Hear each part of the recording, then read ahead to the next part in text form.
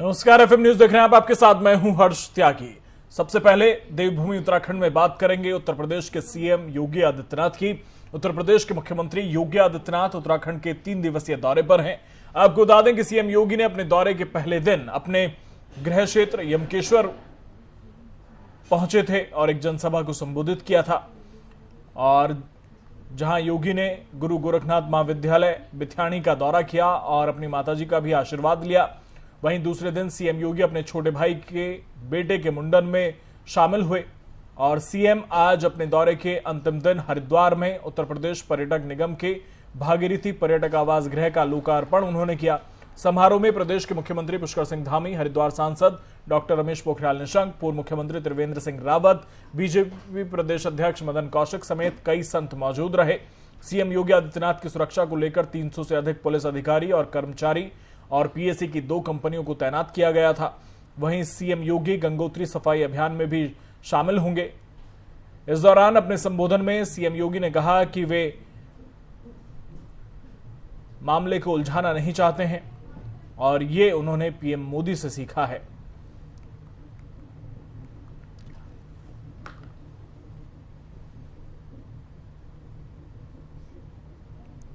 तो आपको बता दें कि आज तमाम कार्यक्रमों में शामिल हुए और ये तस्वीरें हम आपको दिखा रहे हैं। 3 तस्वीरें आपके टीवी स्क्रीन पर।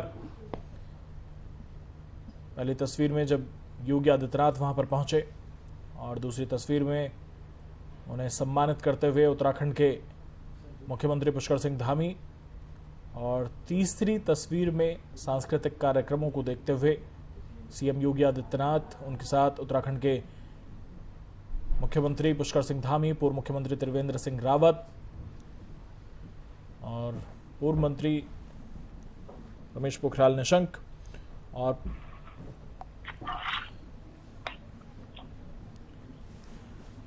इसी पर ज्यादा बातचीत के लिए हमारे साथ वरिष्ठ पत्रकार जय सिंह रावत जी हमारे साथ जुड़ गए हैं। बहुत बहुत स्वागत है जय सिंह रावत जी आपका एफएम न्यूज में। नमस्कार। 3 दिनों से उत्तराखंड के दौरे पर हैं सीएम योगी आदित्यनाथ, और आज जो पुराना संपत्ति विवाद था उसका हल निकाल लिया है। उस पर मैं आपकी प्रतिक्रिया चाहूंगा, क्योंकि एक लंबे वक्त से परिसंपत्ति विवाद उत्तर प्रदेश और उत्तराखंड के बीच चलता रहा है, जिसमें जाकर बहुत हद तक अब हल निकल चुका है। एक तो योगी जी का उत्तराखंड दौरा है, ये बड़ा इमोशनल मामला है जी, क्योंकि उत्तराखंड का बच्चा उत्तराखंड से जन्मा हुआ व्यक्ति अपने गांव आता है तो बड़ा भावनात्मक मामला होता है जी। वैसे भी ये पलायन उत्तराखंड में आप जानते हैं कि बहुत पलायन तो बच्चे बचपन से ही, कुछ बच्चे भाग जाते हैं, कुछ रोजगार के लिए चले जाते हैं, कभी कोई लौटता है, कभी कोई लौट के भी नहीं आ पाता है, कोई कुछ दशकों बाद लौट आता है, कोई साधु बन के लौटता है जैसे योगी जी बन के लौटे, कोई बड़ा उद्योगपति बन के लौटता है, कोई बड़ा नौकर साहब बन के लौटता है, और कई भागे ऐसे होते हैं जो लौट के कभी नहीं आते हैं जी। तो ये स्थिति है।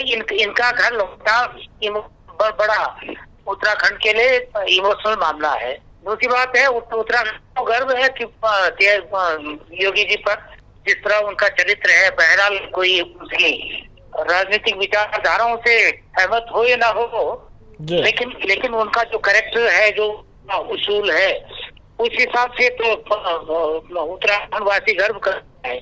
भले उनकी राजनीतिक विचारधारा से आप सहमत हैं, एक बात तो ये है। दूसरा है, जहाँ तक परिसंपत्तियों का मामला है तो ठीक है, निश्चित है योगी जी का यहाँ जन्मभूमि है, लेकिन कर्मभूमि वही है, उत्तर प्रदेश है। उनको वहाँ के उनका अपना प्रदेश अब जो है उत्तर प्रदेश है, और उनका राजधर्म भी जो है वो उसका जो कमिटमेंट है वो उत्तर प्रदेश के लिए जी। तो इसलिए वो चाहेंगे कि उत्तर प्रदेश के लिए जो बंटवारा है मैक्सिमम फायदा उनके प्रदेश को हो, है ना जी। लेकिन जहां तक उत्तराखंड वाली बात है, ये परिसंपत्तियों के मामले में है, ये सरकार चाहे उत्तर प्रदेश की हो या उत्तराखंड की हो, उत्तराखंड के लोगों को गुमराह करती रही है जी। चुनाव से पहले जब धामी जी लखनऊ गए थे तो उन्होंने कहा था हमने 20 मिनट में बिल्कुल निपटा दिया, सब हो गया। और जिस दिन देहरादून लौटे थे तो ऐसा हुआ जैसे युग पुरुष लौट रहे हों, और सारा शहर उनके स्वागत के लिए सजाया गया था कि इन्होंने 20-21 साल का बाद 20 मिनट में समझा दिया। ये युग पुरुष हो गए हैं। और कई चीजें कहा था, ये सब हो गया है। और उसके बाद एक बार फिर ये हो रहे हैं, जब उस समय निपटा दिया था तो अब क्या निपट गया, अब क्या रह गया। और जब अभी सुनिए, अभी और भी बात होनी है जी। फिर समारोह ये कहेंगे हमने निपटा दिया 20 मिनट। ये कब तक निपटाते नहीं, कभी निपटेंगे वो मामले या नहीं निपटेंगे। दूसरी बात है कि वासियों को अंधेरे में रखा जा रहा है कुछ मामलों में। उसमें जैसे है, आप जानते हैं, आप तो मुरादाबाद इधर सब की जो स्थिति यहाँ पे जो बांध और डैम है जो यहाँ पे माफी के साथ जय सिंह रावत जी, मैं आपको रोकना चाहूंगा परिसंपत्ति विवाद को लेकर।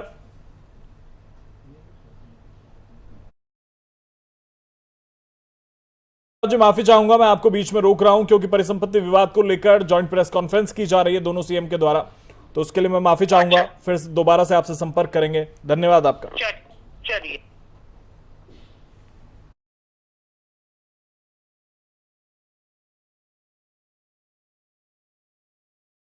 और जिस तरह से परिसंपत्ति विवाद को लेकर हम बातचीत कर ही रहे थे, तो सीधे लिए चलते हैं आपको हरिद्वार, जहां पर परिसंपत्ति विवाद को लेकर उत्तर प्रदेश के सीएम योगी आदित्यनाथ और उत्तराखंड के CM Pushkar Singh Dhami joint press conference कर रहे हैं। जब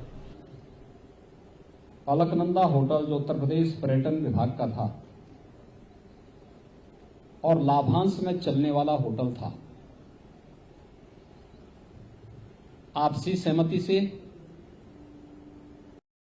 आज अलकनंदा होटल हम लोग उत्तराखंड सरकार को समर्पित कर रहे हैं और उत्तर प्रदेश पर्यटन विभाग को और उत्तर प्रदेश वासियों के लिए यहां पर भागीरथी के नाम पर एक नया पर्यटन आवास गृह उपलब्ध करवा रहे हैं। यह आपसी सहमति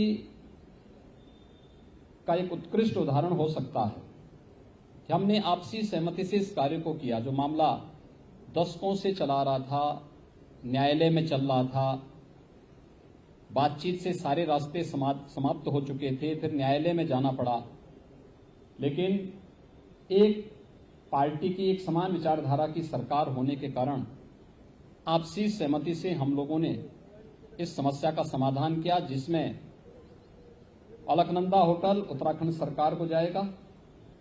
उत्तराखंड सरकार उत्तर प्रदेश सरकार को लैंड उपलब्ध करवाएगी और उत्तर प्रदेश सरकार उस लैंड पर फिर अपने लिए एक नया पर्यटन आवास गृह वहां पर बनाएगी, जिससे पर्यटन विभाग की गतिविधियों को आगे बढ़ाने में मदद मिलेगी।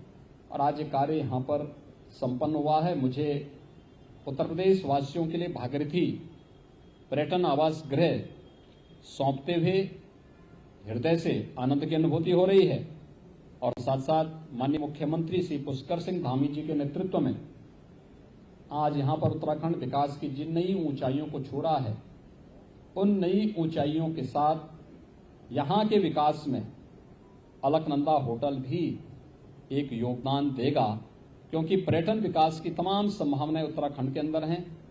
और इस राज्य ने, जिसने अब तक अपनी 21 वर्ष की यात्रा पूरी की है, इस यात्रा के विकास के लिए उसे भौतिक संसाधन भी चाहिए। उस भौतिक संसाधन की दिशा से आज ये होटल यहां पर उपलब्ध करवाया जा रहा है। मैं धन्यवाद दूंगा धामी जी को, जिन्होंने बहुत ही सहजता सरलता के साथ इन समस्याओं के समाधान के लिए आगे आकर के और उस समस्या के समाधान के लिए एक सकारात्मक रुख अपनाया।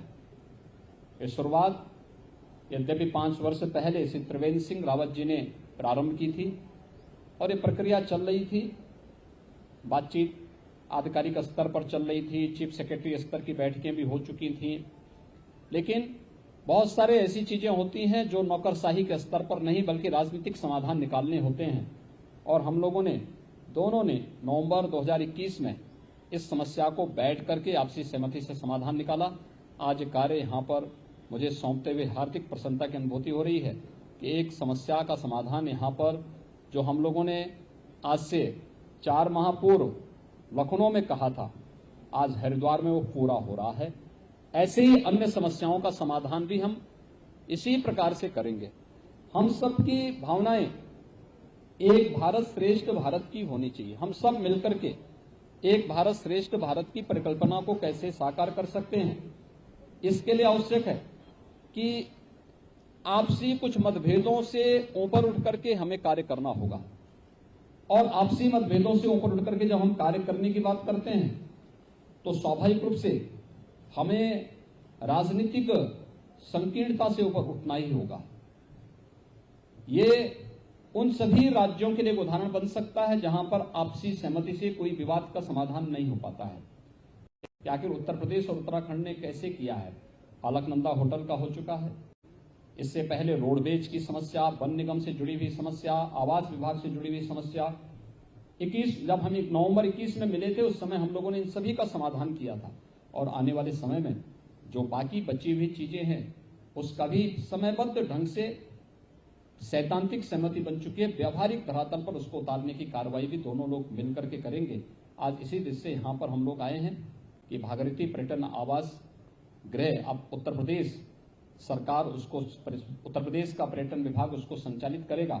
और अलकनंदा होटल की चाबी मैंने आज यहाँ के माननीय मुख्यमंत्री जी को सौंप दी है कि माननीय मुख्यमंत्री जी अब यहाँ के इस अलकनंदा होटल के लिए पिछले 21 वर्षों से जो लड़ाई चली आ रही थी, अब उस होटल को उत्तराखंड सरकार स्वयं संचालित करे। ये प्रॉफिट मेकिंग एक ऑर्गेनाइजेशन है, अच्छा संस्था है और अच्छा एक होटल है ये। और हरिद्वार और उत्तराखंड में तो 4 धाम की यात्रा भी प्रारंभ हो रही, बहुत वक्त पर आ रहा है। 2 धाम की यात्रा खुल चुकी है, कल और परसों केदारनाथ धाम और बद्रीनाथ धाम की यात्रा भी प्रारंभ होगी। देश और दुनिया का लाखों श्रद्धालु इन धामों की यात्रा के लिए यहाँ पर आएगा, तो उन्हें अच्छी सुविधा यहाँ पर देने में ये होटल बड़ी मदद करेगा।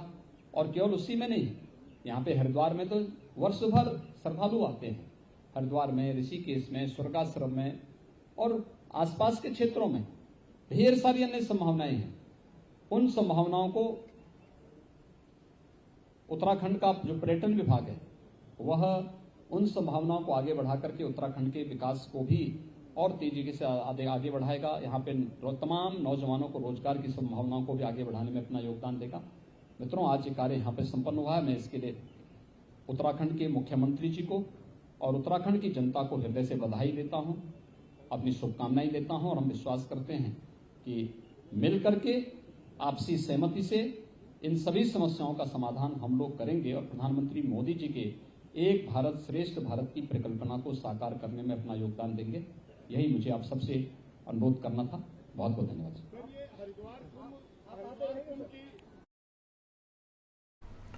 तो परिसंपत्ति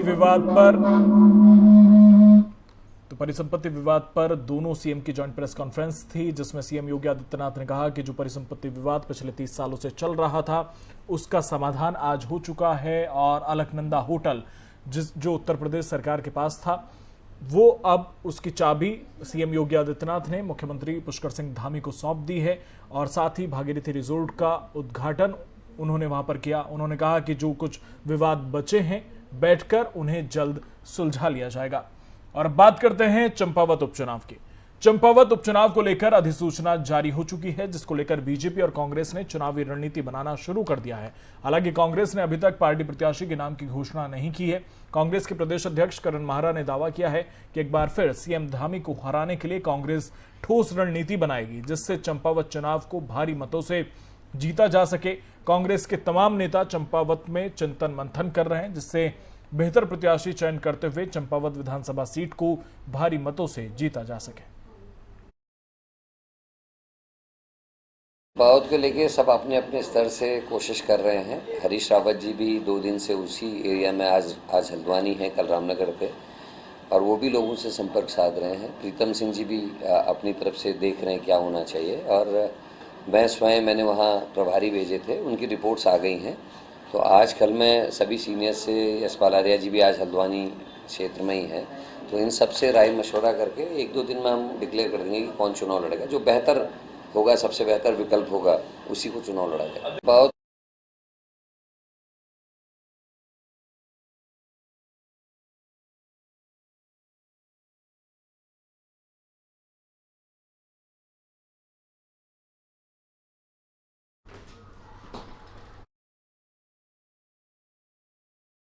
उपचुनाव को लेकर बीजेपी और कांग्रेस दोनों तैयारियों में जुटे हैं और कांग्रेस की एक कोशिश है कि यहां पर कड़ी टक्कर बीजेपी को दी जाए। आपको बता दें कि 31 मई को मतदान होना है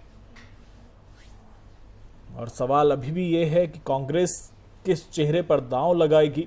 आज इसका खुलासा हो सकता है। सीएम धामी को कौन टक्कर देगा, इसका ऐलान आज कांग्रेस करेगी और कांग्रेस ये दावा कर रही है कि उपचुनाव में कांग्रेस भारी मतों से जीतेगी, लेकिन ये देखने वाली बात होगी।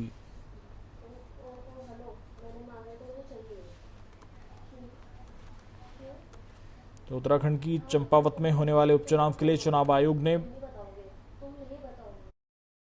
कर दी है और उपचुनाव में भारतीय जनता पार्टी की तरफ से मुख्यमंत्री पुष्कर सिंह धामी उम्मीदवार हैं, जबकि कांग्रेस ने अभी तक इसके लिए प्रत्याशी का ऐलान नहीं किया है।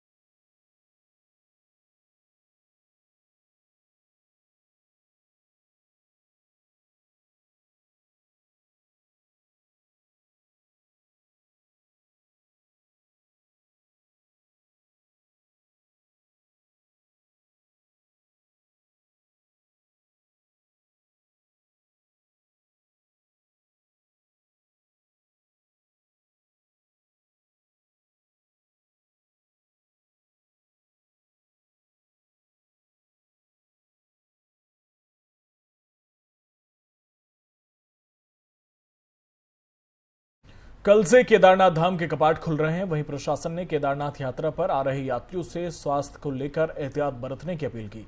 समुद्र तल से 11,750 फीट की ऊंचाई पर स्थित केदारनाथ में कब मौसम किस करवट हो जाए ये कहना मुश्किल रहता है और यहाँ पूरे सीजन ठंड रहती है। एक सप्ताह से केदारनाथ में दोपहर बाद अक्सर बारिश हो रही है, जिससे इन दिनों काफी ठंड है। ऐसे में मैदानी क्षेत्रों से आने वाले श्रद्धालुओं को कई बार स्वास्थ्य से जुड़ी समस्याएं होती हैं और गंगोत्री धाम के कपाट खुलने के साथ ही चारधाम यात्रा की शुरुआत हो गई है। चारधाम यात्रा के दौरान श्रद्धालु काफी उत्साहित नजर आ रहे हैं। तो चलिए आपको ग्राफिक्स के जरिए समझाते हैं गंगोत्री धाम की दिव्यता। भागीरथी के तट पर यह मंदिर है और ये मंदिर देवी गंगा को समर्पित है। यहां पर मां गंगा की अवतरण की मान्यता है। कहा जाता है कि यहां अवतरित हुई थी और भागीरथ ने भगवान शिव की तपस्या यहां पर की थी। गंगोत्री से 19 किलोमीटर दूर गौमुख है। सफेद ग्रेनाइट के पत्थरों से यह मंदिर बना है जो हमेशा चमचमाता रहता है। 18वीं शताब्दी में इस मंदिर का निर्माण हुआ था और कहा जाता है कि यहाँ पर भागीरथ ने तपस्या की थी। तो भागीरथी के तट पर यह मंदिर है और 4 धामों में से एक है गंगोत्री धाम और यहाँ का मंदिर देवी गंगा को समर्पित है।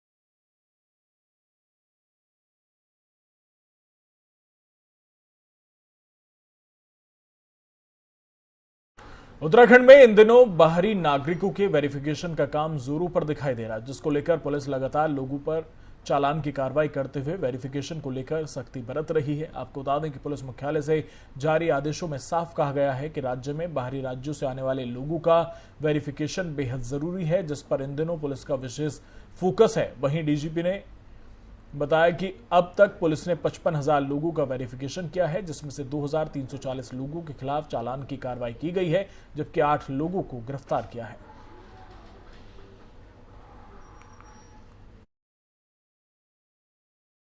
देखिए 55,000 हमने लोगों का अभी तक सत्यापन किया है और उसमें से 2340 लोगों पे कार्रवाई की है। इसमें से अधिकांश के चालान है, गिरफ्तारी सिर्फ 7-8 लोगों की है, बाकी को हमने चालान किया है, जुर्माना लगाया या चालान किया है।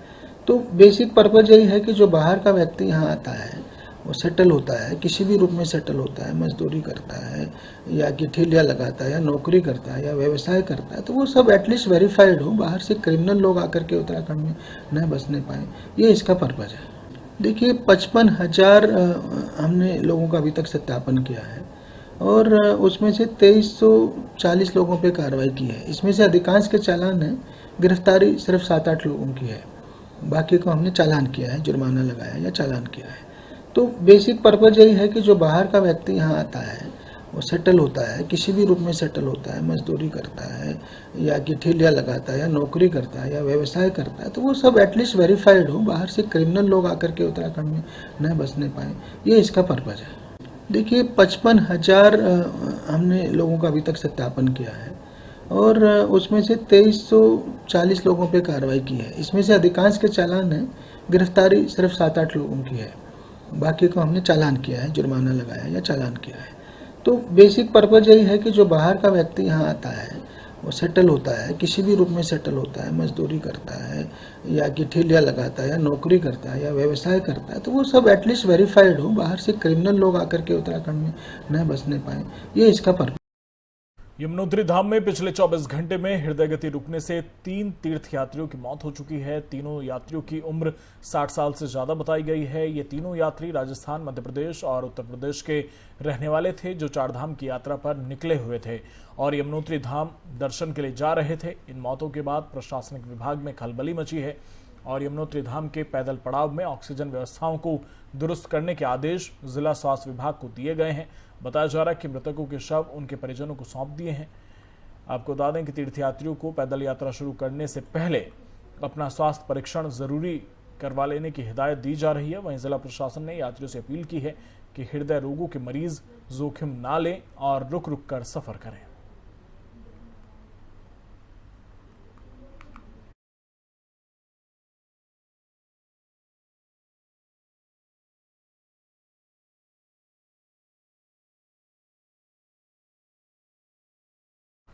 केंद्रीय मंत्री पीयूष गोयल उत्तराखंड के हरिद्वार जिले के दौरे पर हैं। केंद्रीय कैबिनेट मंत्री पीयूष गोयल ने कल विभागों द्वारा चल रहे विकास कार्यों की समीक्षा बैठक ली, जिसके बाद उन्होंने कहा कि पीएम मोदी ने देश भर के 112 सबसे कम विकसित जिलों को जल्द और प्रभावी ढंग से विकास की दौड़ में आगे लाने के लिए केंद्रीय मंत्रियों को जिम्मेदारी सौंपी है।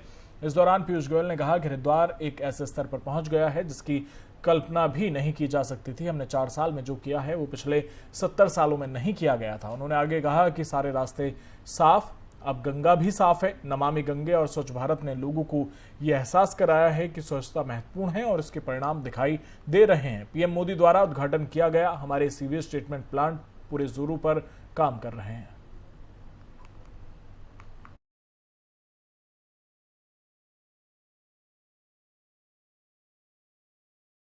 सभी अधिकारियों को मिलने के बाद एक चीज़ तो ज़रूर लगती है कि बड़ा मेहनत कर रहे हैं,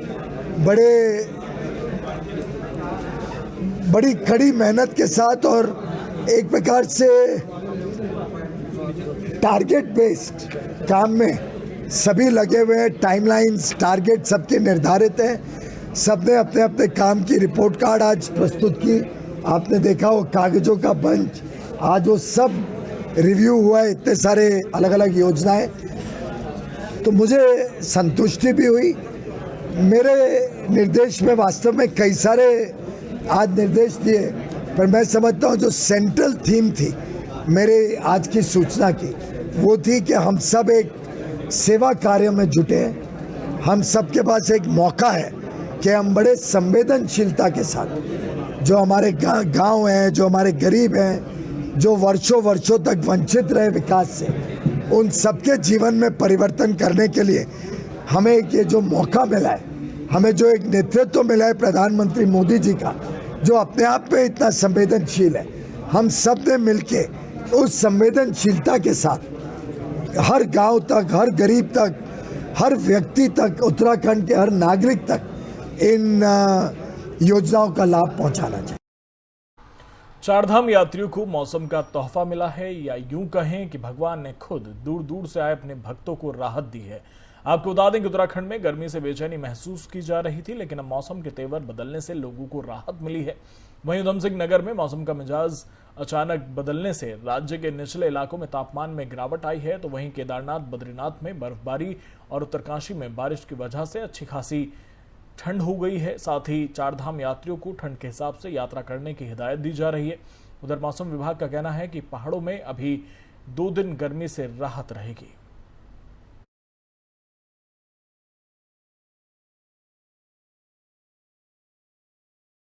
प्रदेश में बीते 24 घंटे के भीतर 23 नए कोरोना संक्रमित मिले हैं, जबकि 19 मरीज ठीक हुए हैं। स्वास्थ्य विभाग के मुताबिक बुधवार को 1241 सैंपलों की जांच रिपोर्ट नेगेटिव आई है, और जबकि 6 जिलों में 23 लोग कोरोना संक्रमित हुए हैं। देहरादून में 14, हरिद्वार में 3, उधम सिंह नगर और पौड़ी जिले में 2-2 और नैनीताल और टिहरी जिले में 1-1 संक्रमित मिला है। वहीं 19 मरीज स्वस्थ हुए हैं। संक्रमितों की तुलना में ठीक होने वाले मरीजों की संख्या कम होने से सक्रिय मामले बढ़ रहे हैं।